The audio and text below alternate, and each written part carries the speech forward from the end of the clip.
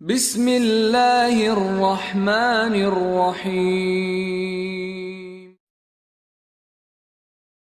الحمد لله خالق الوجود من العدم وجاعل النور من الظلم ومخرج الصبر من الألم وملقي التوبة على الندم، فنشكره على المصائب كما نشكره على النعم، ونصلي على رسوله الأكرم ذي الشرف الأشم والنور الأتم والكتاب المحكم وكمال النبيين والخاتم، سيد ولد آدم الذي بشر به عيسى بن مريم ودعا لبعثته إبراهيم عليه السلام حين كان يرفع قواعد بيت الله المحرم، فصلى الله عليه وسلم وعلى أتباعه خير الأمم الذي بارك الله بهم كافة الناس العرب منهم والعجم. فالحمد لله الذي أنزل على عبده الكتاب ولم يجعل له عوجا، والحمد لله الذي لم يتخذ ولدا ولم يكن له شريك في الملك ولم يكن له ولي من الذل وكبره تكبيرا، والحمد لله الذي نحمده ونستعينه ونستغفره ونؤمن به ونتوكل عليه، ونعوذ بالله من شرور أنفسنا ومن سيئات أعمالنا، من يهده الله فلا مضل له ومن يضلل فلا هادي له، ونشهد أن لا إله إلا الله وحده لا شريك له، ونشهد أن محمدا عبد الله ورسوله أرسله الله تعالى بالهدى ودين الحق ليظهره على الدين كله، وكفى بالله شهيدا، فصلى الله عليه وسلم تسليما كثيرا كثيرا. ثم أما بعد، فإن أصدق الحديث كتاب الله، وخير الهدي هدي محمد صلى الله عليه وسلم، وإن شر الأمور محدثاتها، وإن كل محدثة بدعة، وكل بدعة ضلالة، وكل ضلالة في النار. يقول سبحانه وتعالى في كتابه الكريم بعد أن أقول أعوذ بالله من الشيطان الرجيم: قال ربي إني دعوت قومي ليلا ونهارا فلم يزدهم دعائي إلا فرارا، وإني كلما دعوتهم لتغفر لهم جعلوا أصابعهم في آذانهم واستغشوا ثيابهم وأصروا واستكبروا استكبارا، ثم إني دعوتهم جهارا، ثم إني أعلنت لهم وأسررت لهم إسرارا، فقلت استغفروا ربكم إنه كان غفارا، يرسل السماء عليكم مدرارا ويمددكم بأموال وبنين ويجعل لكم جنات ويجعل لكم أنهارا.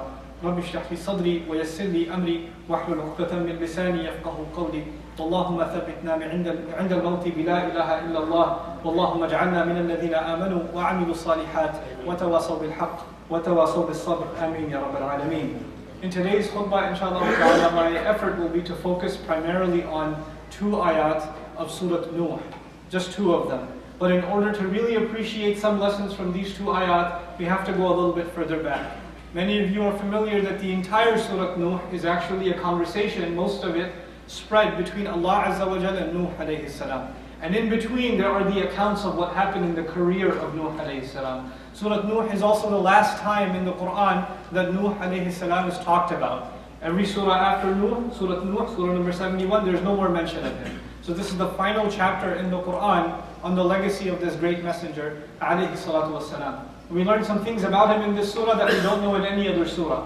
The surah has a unique position in describing the legacy and the account of Nuh alayhi salam. And one of the things that makes this surah unique is that it collects all of the career of Nuh alayhi salam, and by the end of it, when Allah Azza wa Jalla had already told him that these people, they have no hope left, they're not going to believe in you anymore, he was holding himself back from saying things about them. All this time, they made him angry and they had plenty of reasons to be angry with them, but he never said anything. He never complained about them, because he knows that when a messenger complains, it's over. When a messenger complains, that nation will be destroyed. So he kept his mouth shut until Allah Azza wa Jalla gave him his own verdict that these people, la yu'minun, they're not going to believe. Then after that, he started opening what was inside his chest all along. And so he turns to Allah and he says, Rabbi inni da'awtu qawmi laylan wa naharan. I have invited my nation night and day. Night and day I went after these people. And he didn't say kuntu ad'u qawmi, he says da'awtu qawmi, which actually means, he didn't say I used to invite my nation. He said, I invited my nation. And the difference between the two in Arabic is that one is considered one act. Like if you say to somebody, I used to go to that masjid, that means you went multiple times. So you went and you came back and you went again and you came back and you went again. But if you say to someone, I went to that masjid, it means you went one time. So the language he uses is actually one that says, I made da'wah to them as though it's one act. In other words, it never stopped. It was just constant for him. It wasn't that he made da'wah, then he stopped, and he made da'wah, then he stopped, he invited them and he stopped. No, he kept at it. And he said night and day. He didn't even say day and night. You expect him to invite people during the day and take some rest at night. He started by mentioning the night, alayhi salam. Why? Because even at night, when you would think he would take some rest, he would find some young people that are awake hanging out at night. He would find some people that work during the day and the only time they have to talk is during the night. And he'd go and try to find them and maybe I can get some conversation with them. Maybe I can get some time with them. In the day they tell me, old man, I don't have time for you, leave me alone. Go away from here. And they would shoo him away. They would push him away. And he would keep coming back to them. He would keep coming back to them. فَلَمْ يَزِدْهُمْ دُعَائِي إِلَّا فِرَارًا. He called them so much, he says, the only thing that increased, my calls to them, my constant calls to them, did not change anything. But the only thing that got more was that they would run away from me more. So a time comes where he doesn't even get a chance to talk to them. Can you imagine the frustration of this man? His only mission, alayhi salam, is to talk to the people. He just wants to talk to them. That's all he wants to do, invite them to Allah. And they don't even give him a chance. They see him coming and they run away. فَلَمْ يَزِدْهُمْ دُعَائِي إِلَّا فِرَارًا وَإِنِّي كُلَّمَا دَعَوْتُهُمْ. And every single time I tried to call them, every single time I invited them, every single time I tried to remind them of something, give them advice, give them counsel, لِتَغْفِرَ لَهُمْ. So you could forgive them. In other words, why was he calling them? He didn't want power for himself. He didn't ask them for money. There's nothing in it for him. If they insulted him the first time, the second time, the third time, the 100th time, why would he want to go back and get insulted more? He only did all of this because he loves his people and he wants you, Allah, to forgive them. So you, Allah, you could forgive them. That's why I was calling them. جَعَلُوا أَصَابِعَهُمْ فِي آذَانِهِمْ. They would stick their fingers in their ears. Actually, the word, you don't stick your finger in your ear, you stick your fingertip in your ear. The expression in Arabic is al-anamil. جَعَلُوا الْأَنَامِلَ فِي آذَانِهِمْ. وَلَكِنَّهُ قَالَ أَصَابِعْ فِي آذَانِهِمْ. Ibn Ashur comments, he says about this ayah that he described, it's like they stuck their whole finger in their ear, meaning they tried to stick their fingers in their ears as far as they could. Because they don't want anything to do with this message. Nothing at all. So those who could run away would run away. Those who got stuck, maybe they're with him in some journey or they're with him at the marketplace and he's next to them, they can't run away, they would insult him by sticking their fingers in their ears. وَاسْتَغْشَوْا ثِيَابَهُمْ. And they would wrap their clothes up. They will pull their clothes, and this is said in Arabic, لِكَيْ لَا يَسْمَعْ وَلَا يَرَى. So the person doesn't hear and he doesn't listen. So sticking the fingers in their ears so you don't want to hear him. But they're so disgusted at looking at him, they walk away from him. They wrap their clothes, I don't even want to look at you. Other people would see him coming and they would cover themselves, I hope he doesn't recognize me. Because if he recognizes me, he'll start talking to me. SubhanAllah. This is how they treated him. But he never said anything until now. Until now Allah said, this nation is done. You start building the ship. You start building the ark. Then he opened his mouth to Allah and he's not going to complain to the people. The only one he can talk to is Allah Azza wa Jalla. So he tells them night and day.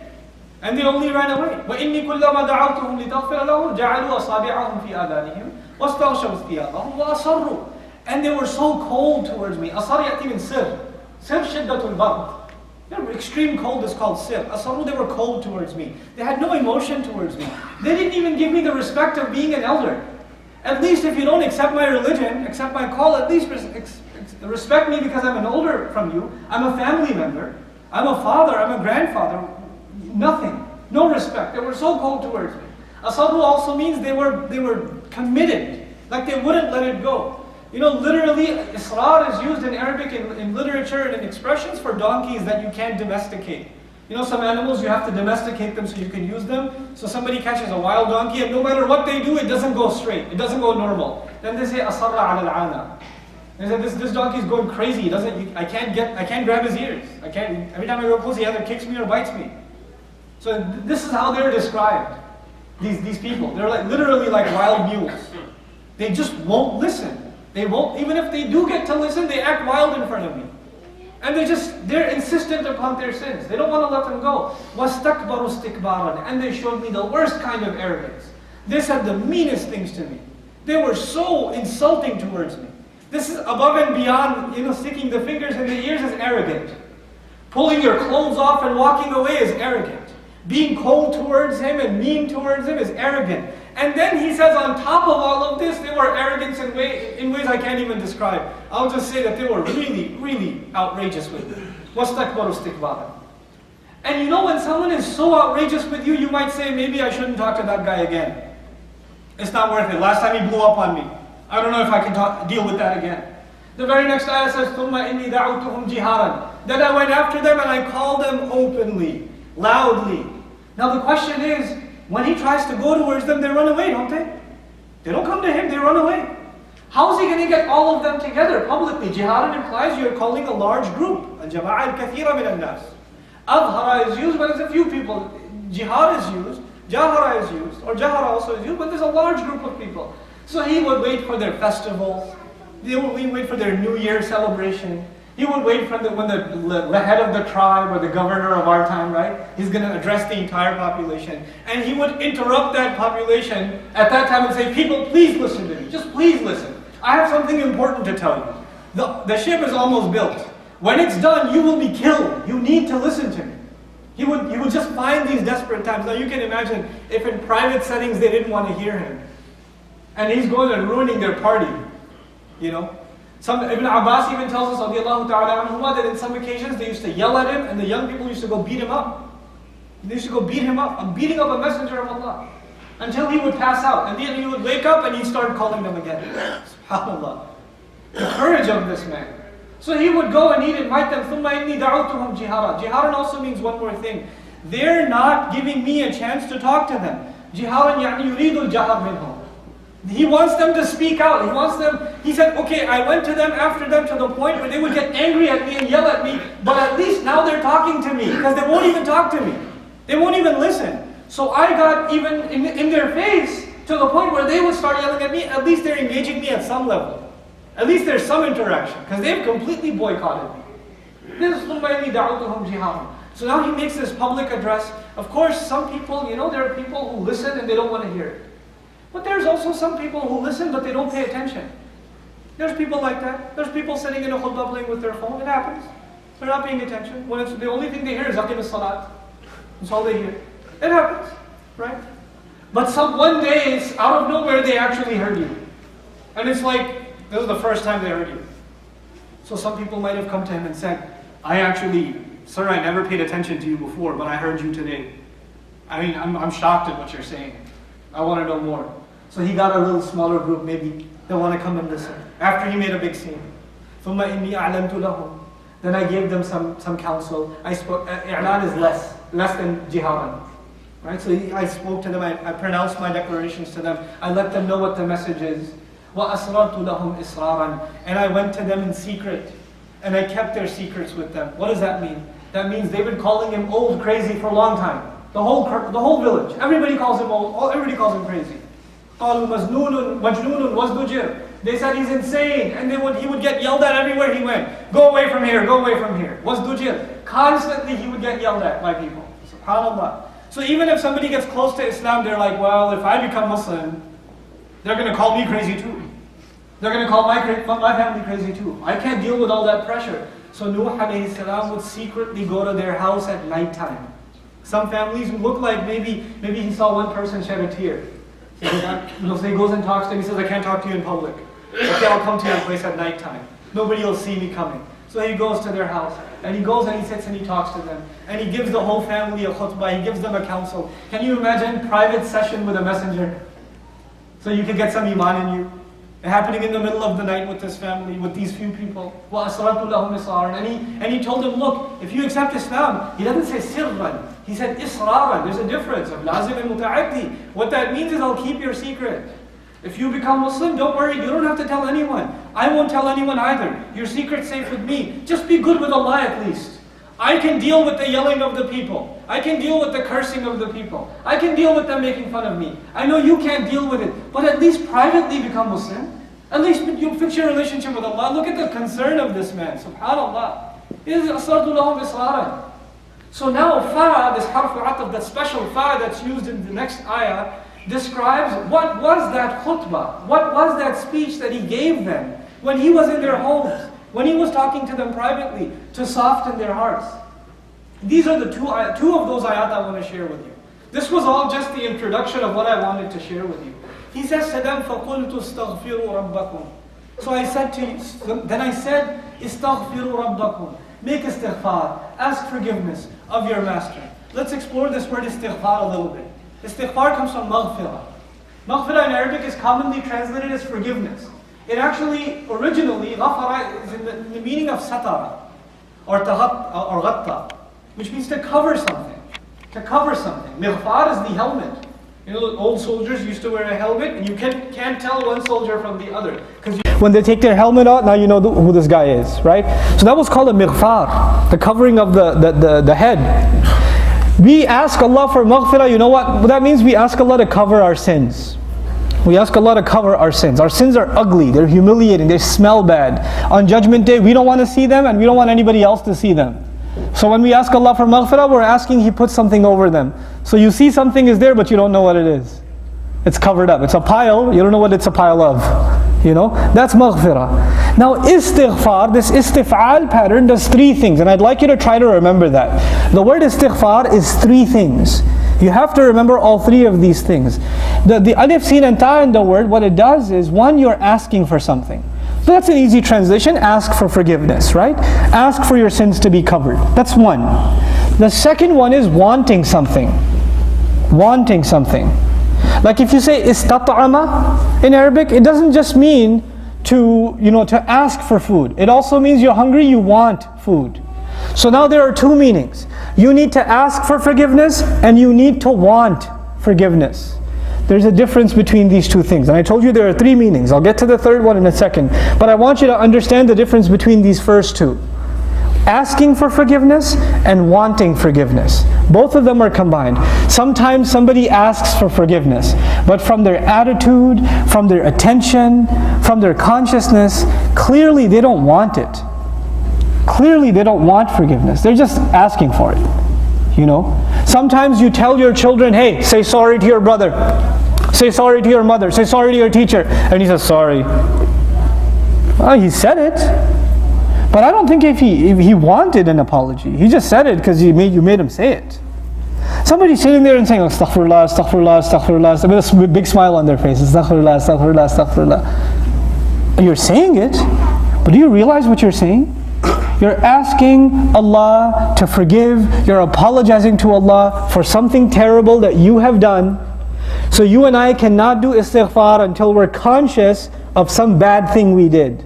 When you and I sit and say astaghfirullah, you got to think of something bad first that you did. Then say astaghfirullah. Then think of the next bad thing. And then say astaghfirullah. And believe me, you have a long list and I have a long list. So you're not going to run out. But in case you run out, then you say to yourself, Ya Rab, I ask you, I am sorry because I forgot. Because I know I did more things. I did more things. You have to want it. Now asking is a matter of the tongue, but wanting is a matter of the heart. Istighfar combines both of them. It combines the tongue and the heart. So now there are two meanings out of three. One meaning is ask for forgiveness, the other is want forgiveness. The third is trying for something. Istat'ama, istasqa is also not just asking for water, wanting water, is looking for water, seeking water, trying to find water. So He's not just asking you to ask for forgiveness on your tongue, ask for it in your heart, try to get forgiven. Try to be forgiven. There's an effort involved in the word istighfar.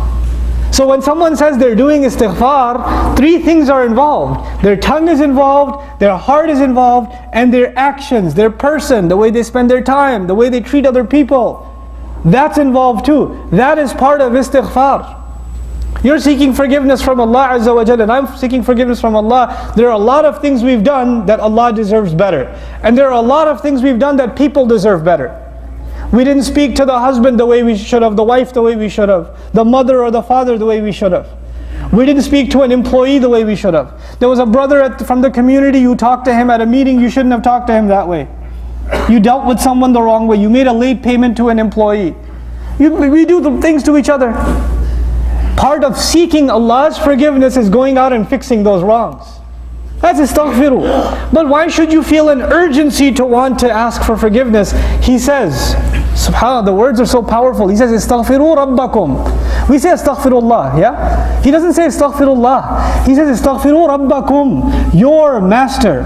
The one who has the ultimate authority over you. Look, your boss has an authority over you. For a limited time, when we're making salat, the imam has authority over you. He goes into ruku', you go into ruku'. Yeah? Limited authority. Parents have authority over children. Until a time, then they become adults, they do their own thing. Governments have authorities over people, but nobody has more authority over someone than a master and a slave. The master has ultimate authority.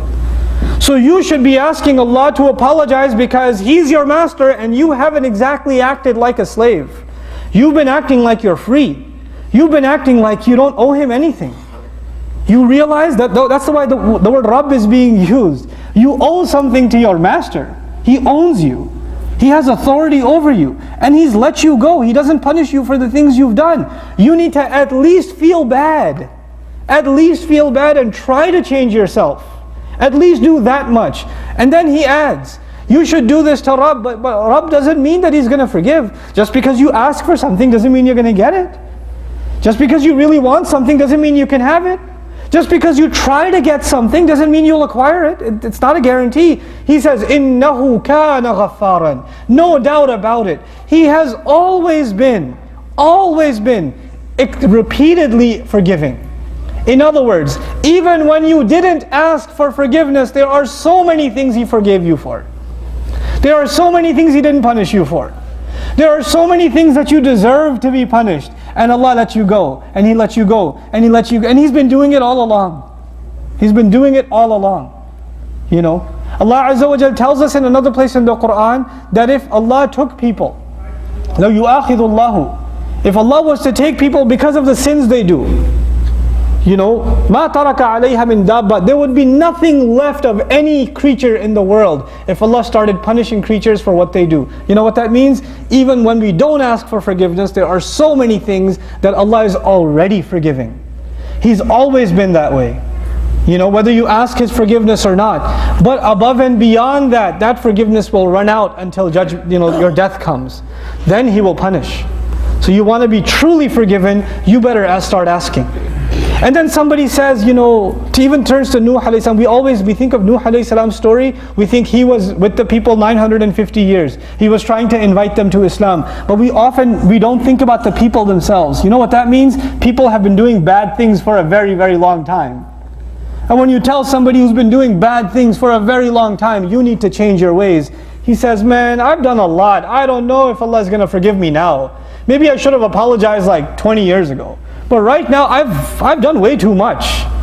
He says, إِنَّهُ كَانَ غَفَّارًا. He has always been and always will be repeatedly accepting your forgiveness. He will do it over and over and over again. The word ghaffar, fa'al in Arabic, comes from this pattern where something is done repeatedly.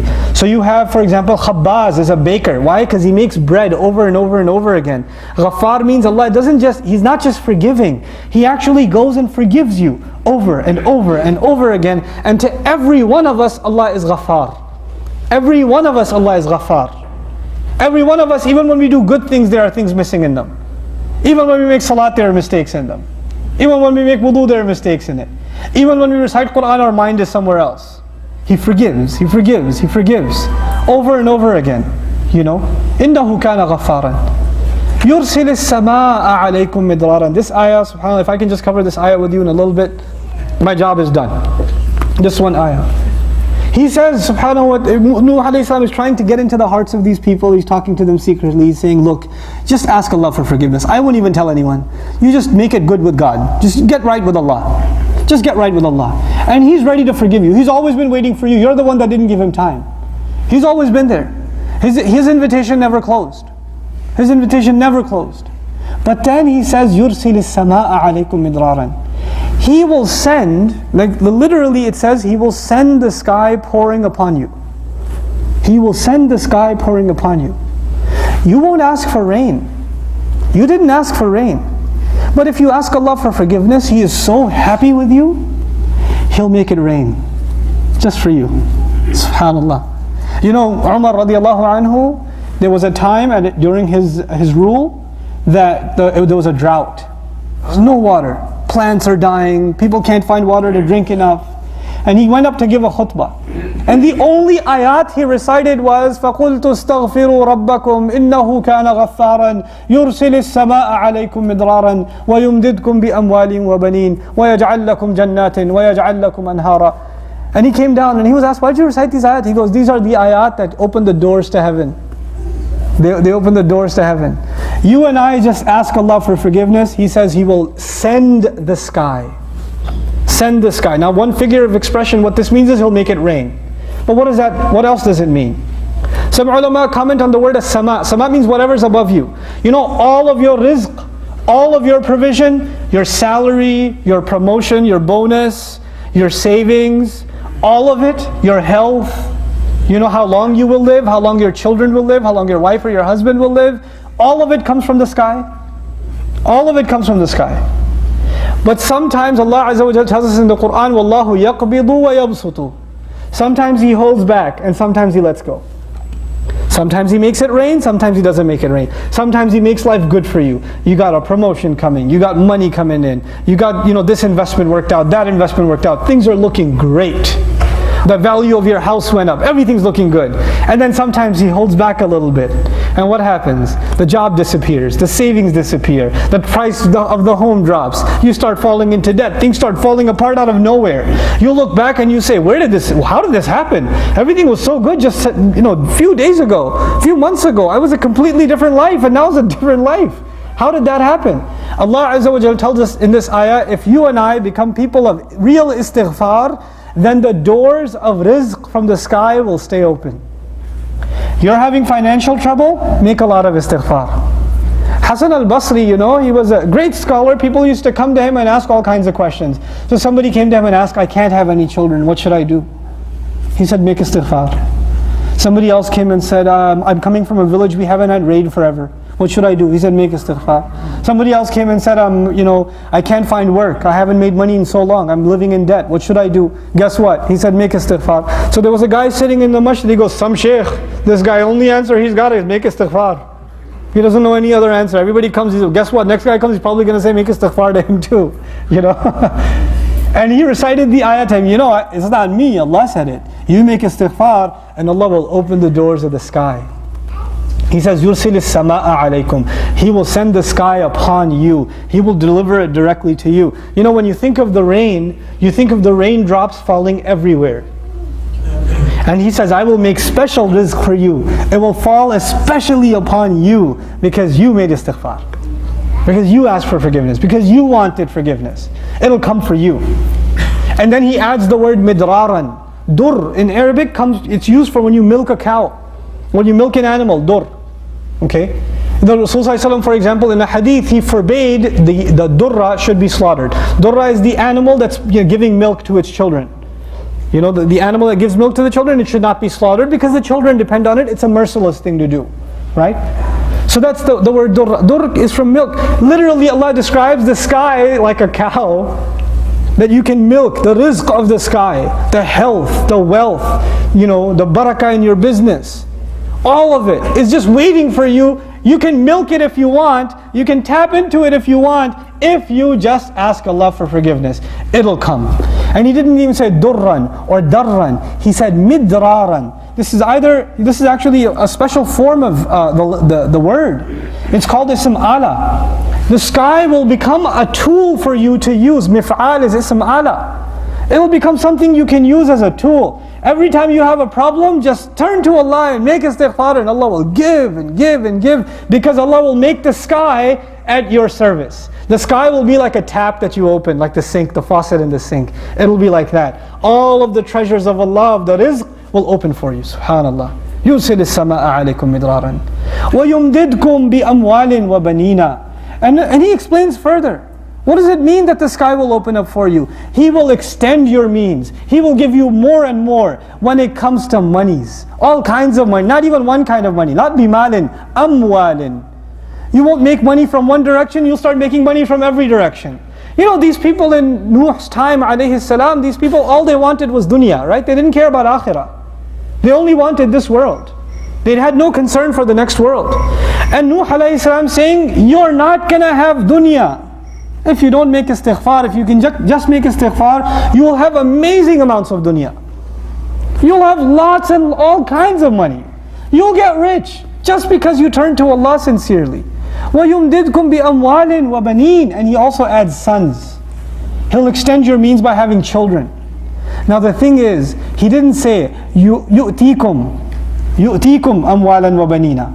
He said, يُمْدِدْكُمْ بِأَمْوَالٍ وَبَنِينَ. You know what that means? That يُمْدِدْكُمْ bi, using your monies and using your children, He will extend your joy. He will make your life happier. Because for a lot of people, just because they have money doesn't mean they're happy. Their money becomes a stress for them. They get high blood pressure during tax season. A lot of people have children, and some of their children have very good education. But once they got their education and their career, they don't even call. They disappear. They have their own life. They have no time for their parents. Those children did not become a source of joy for their parents. They became a source of sadness. Their name comes up and the mother wants to cry. The name comes up and the father gets angry, his son's name comes up. Because he remembers the fights he used to have with his son. You know? He says, not like that. You make istighfar to Allah, He will give you money that will actually give you happiness. And He will give you children that will actually give you happiness. They will extend your life. وَيَجْعَلْ لَكُمْ جَنَّاتٍ. And He won't give you one garden, He'll give you lots of gardens. وَيَجْعَلْ لَكُمْ أَنْهَارًا. And He'll extend all kinds of rivers for you. He'll open the doors, the treasures of this world for you, if you can just become people of istighfar. That's the khutbah of Nuh alayhi salam to the people. They still didn't listen. They still, so few listened. And privately they would listen, and publicly they'd forget it again. And you know what? Sometimes we're not very different. In a khutbah, people sit and listen. And they say, yeah, I should make istighfar. Yeah, but the movie starts at 4. You know, you walk out of here, you become a different person again. Go back to life as usual again. You go back to the office and start hitting on the secretary again. You know, oh, no Muslims are here, it's okay. It's okay. You go back to your normal life. I mean, it's a good khutbah, but it's good, like, you got close to Allah for like 20 minutes. It's good enough. I've given Allah enough. Maybe we'll make it 40 minutes because it's barakah of Ramadan or something. But other than that, you know, life as usual. These talks, these reminders, these khutbahs, they are simply a means. They're simply a means. They will not change you. You have to turn to Allah if you want to change. You have to turn to Allah and say, Ya Allah, not only am I asking for forgiveness, I want your forgiveness. I'm truly sorry for the way I've been. I shouldn't have been this way. And I know I can be better. And I know just because I've been this way yesterday, I won't be this way tomorrow. My yesterday does not guarantee my tomorrow. I can be a different person from now. I want to turn back to you, Ya Rab, now.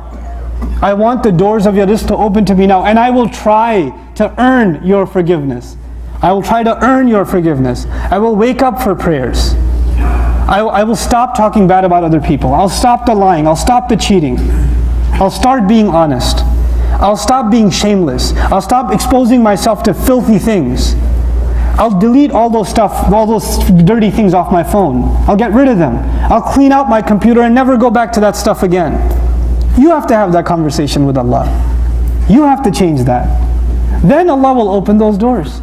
Then with the students sitting here, when the sky opens, man, your studies will become so easy. Dude, you're like studying until 3 a.m. for the midterm. Then you'll be going to sleep at 9 p.m. calm because you are totally ready for the test. Allah put barakah in your time. Those of you that have contracts and the deadlines are around the corner and you can't seem to finish your work, you'll be done well in advance. Because Allah will put barakah in your time. Allah will help you in your worldly matters.